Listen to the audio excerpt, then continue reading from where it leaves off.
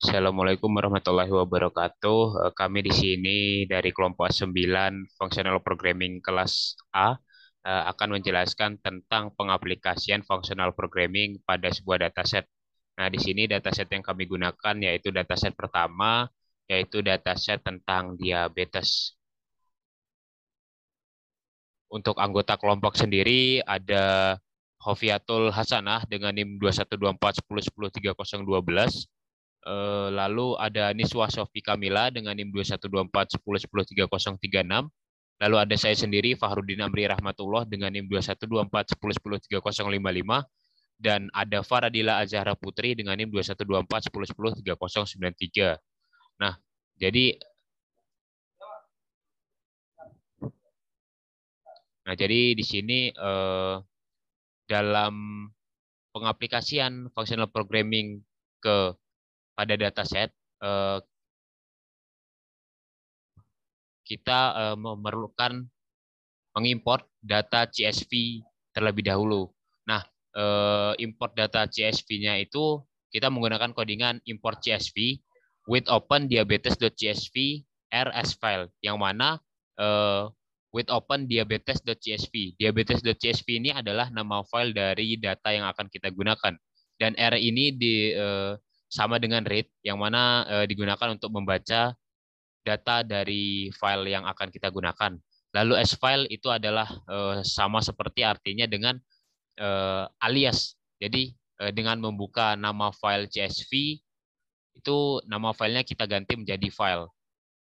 Next file parse list csv.reader file. Nah, parse ini itu sama dengan variabel yang berisi list. Jadi variabel yang berisi list tersebut, listnya itu dari file diabetes.csv tersebut. Nah, mungkin selanjutnya bisa dijelaskan oleh teman saya. Oke, baik. Selanjutnya di sini ada referensi umur. Nah, di sini menggunakan sum dan map dengan integer x indeks ke-7. Kenapa indeks ke-7? Dikarenakan di dataset itu umur itu baris kolom ke-9, ke-8. Nah, jadi indeks itu dimulai dari 0, maka di sini ditulis indeks ke-7 dengan looping parts, lalu dibagi dengan dataset yang tersedia yaitu 768. Nah, selanjutnya yaitu kita mencari banyaknya orang yang positif.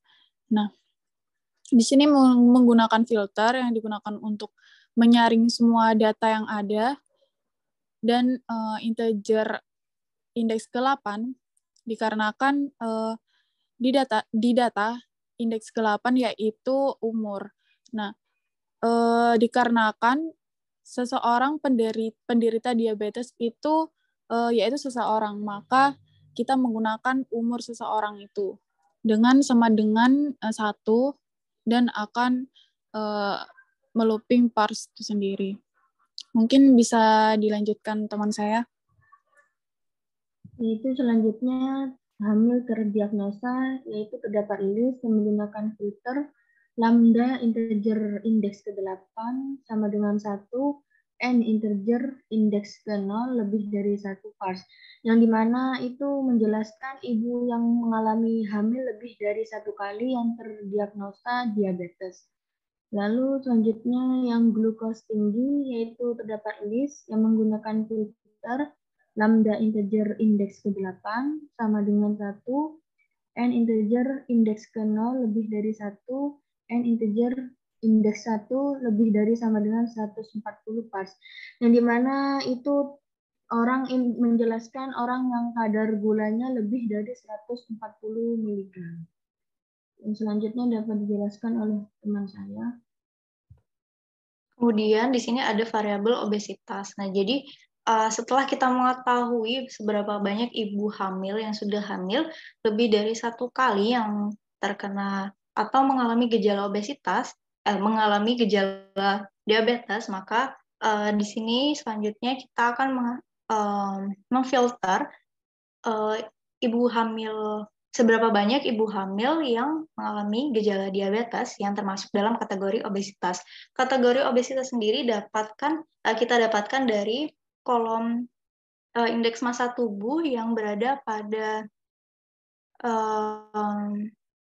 kolom ke-6. Nah, kategori obesitas sendiri akan memiliki batas yaitu 25. Jadi jika indeks massa tubuh seseorang itu lebih dari 25, maka orang tersebut akan masuk dalam kategori obesitas. Jadi di sini untuk mengetahui seberapa banyak ibu hamil yang mengalami gejala diabetes dan juga termasuk dalam kategori obesitas, kita menggunakan filter. Di sini dengan lambda kita gunakan kolom terakhir atau kolom outcome sama dengan 1, karena 1 ini berarti outcome-nya atau hasil diagnosanya adalah positif diabetes, dan juga kolom dengan indeks ke 0 yaitu pregnancies lebih dari 1, dan juga seperti yang tadi disebutkan ada kolom indeks massa tubuh yaitu kolom ke-6 dengan indeks 5 lebih dari atau sama dengan 25. Di sini yang kita iterate adalah PARS, yaitu tadi data yang sudah dijelaskan sebelumnya. Nah, untuk kemudian dari data obesitas tersebut kita bisa melihat persentase seberapa banyak perbandingan ibu hamil yang terkena obesitas yang juga termasuk dalam kategori diabetes dibandingkan dengan seluruh ibu hamil yang mengalami gejala diabetes. Jadi kita gunakan banyak dari list obesitas dibagi dengan banyak dari list hamil terdiagnosa dikali 100. Untuk itu kami print dalam format paragraf. Dalam formatnya adalah dari sebanyak sekian data partisipan yang memiliki rata-rata umur sekian tahun, ditemukan penderita diabetes sebanyak sekian orang. Sebanyak sekian diantaranya sudah mengalami kehamilan lebih dari 1 kali. Sebanyak sekian orang memiliki kadar glukosa lebih dari atau sama dengan 140 mg dan sekian orang termasuk dalam kategori obesitas. Maka dari data tersebut dapat disimpulkan sebanyak sekian persen dari ibu hamil yang termasuk kategori obesitas mengalami gejala diabetes.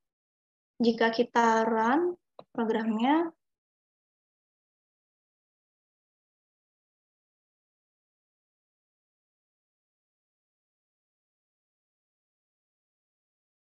maka akan terlihat seperti ini. Angkanya akan keluar dari hasil filter dan juga map variabel-variabel sebelumnya yang sudah dijelaskan. Untuk itu, sekian presentasi dari kelompok kami. Kurang lebihnya mohon maaf. Wassalamualaikum warahmatullahi wabarakatuh.